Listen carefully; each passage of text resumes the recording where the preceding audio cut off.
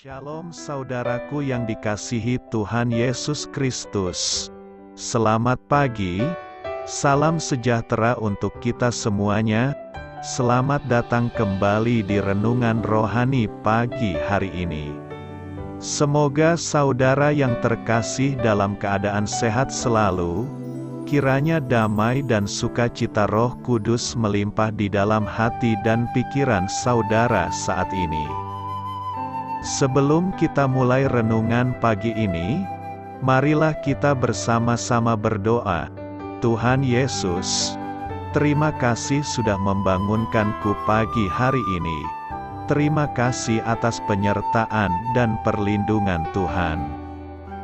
Semua karena karunia Tuhan aku dapat bangun dengan pagi hari ini.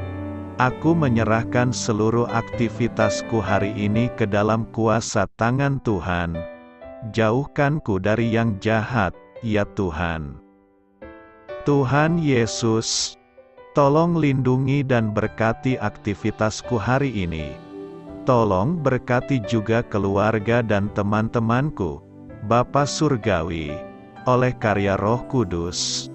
Tolonglah aku untuk menjauhi segala sesuatu yang melukai hati-Mu.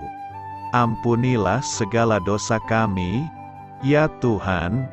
Dalam nama Tuhan Yesus, aku sudah berdoa. Amin.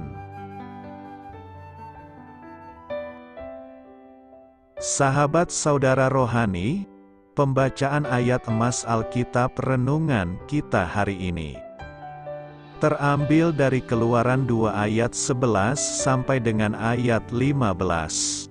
Pada waktu itu, ketika Musa telah dewasa, ia keluar mendapatkan saudara-saudaranya untuk melihat kerja paksa mereka.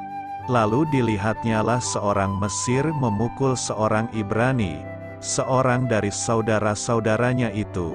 Ia menoleh ke sana sini, dan ketika dilihatnya tidak ada orang, dibunuhnya orang Mesir itu, dan disembunyikannya mayatnya dalam pasir. Ketika keesokan harinya ia keluar lagi, didapatinya dua orang Ibrani tengah berkelahi.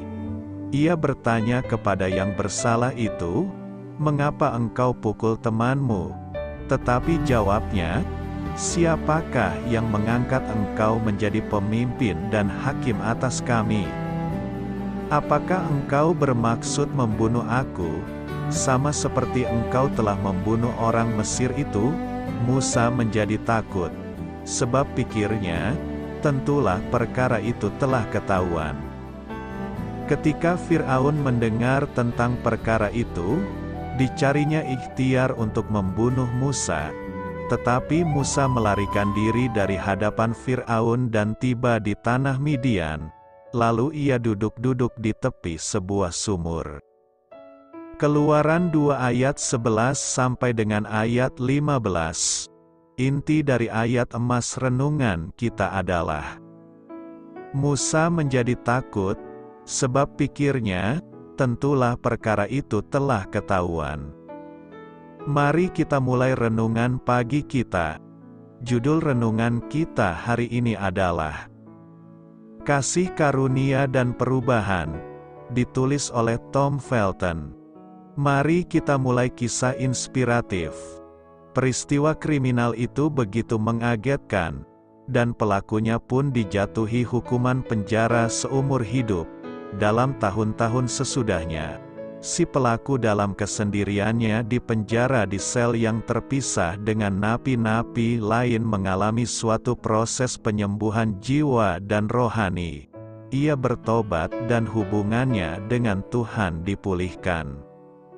Hari-hari ini, ia sudah diizinkan berinteraksi dengan sesama napi, meskipun masih dibatasi oleh anugerah Allah, dan lewat kesaksiannya, beberapa narapidana telah menerima Yesus Kristus sebagai juru selamat, dan menemukan pengampunan dalam Dia.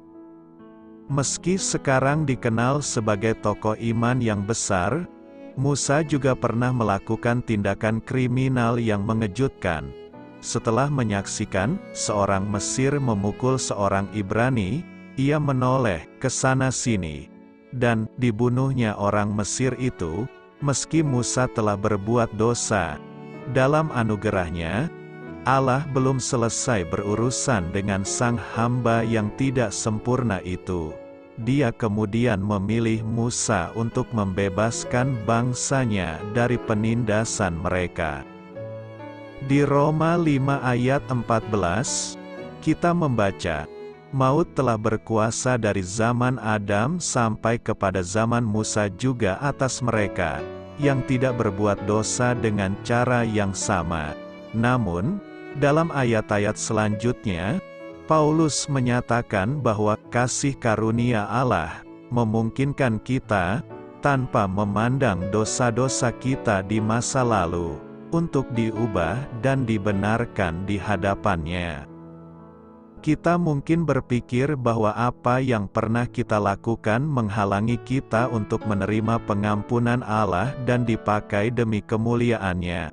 Namun, berkat kasih karunia-Nya, kita dapat diubah dan dibebaskan dalam Yesus untuk menolong orang lain juga diubahkan selamanya.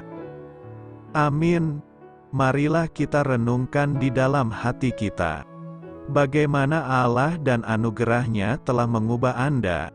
Perubahan apa saja yang Allah inginkan dalam hidup Anda sekarang? Hal ini patut kamu ketahui.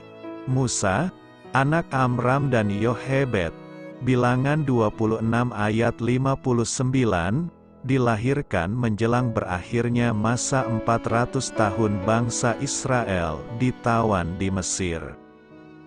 Dalam Keluaran 1, kita membaca tentang keadaan sulit yang dialami orang-orang sebangsa Musa di bawah penindasan kejam, seorang raja baru yang tidak mengenal Yusuf.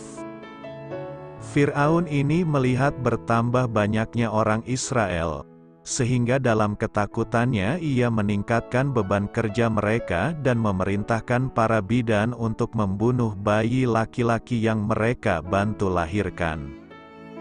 Di dalam perikop hari ini, kita membaca tentang tindakan Musa yang impulsif dengan membunuh orang Mesir, dan pelariannya yang tergesa-gesa ke Midian, tempat ia bekerja sebagai gembala selama 40 tahun. Dalam pasal 3, Musa menerima panggilannya dari Allah.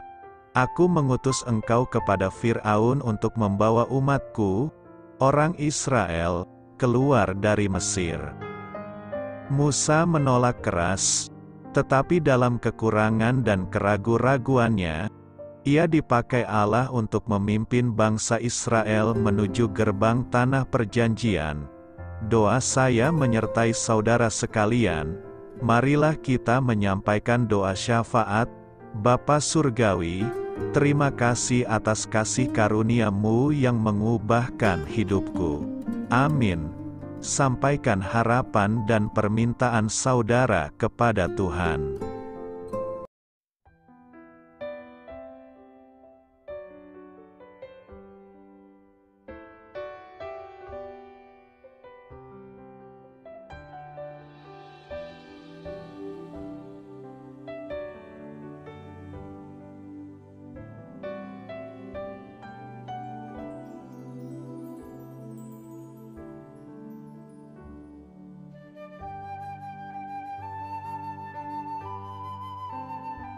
Marilah kita renungkan sahabat saudara rohani.